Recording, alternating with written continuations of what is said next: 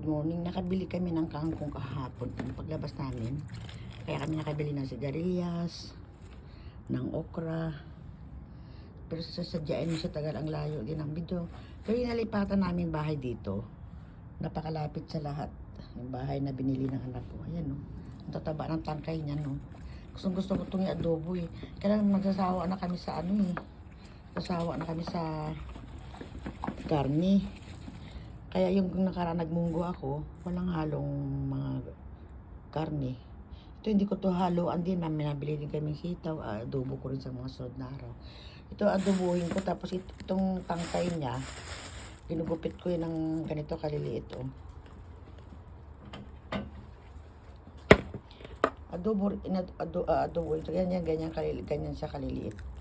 Para malutong-lutong pa siya. Ano yun. Ganyan kaliliit ang ginagawa kapag adobo. Tapos pinipili ko rin yung tangkay na yung mga dahon na okay.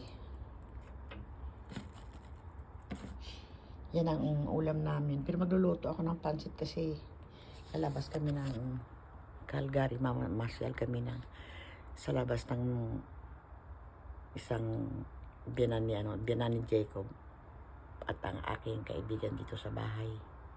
Nakararating lang galing Pinas. Good morning. Thank you for watching and kindly follow for more. Dito ako pa rin sa tawag dito. Dito pa rin ako sa balcony namin. At may sibuyas na yan. Ganda rin, oh.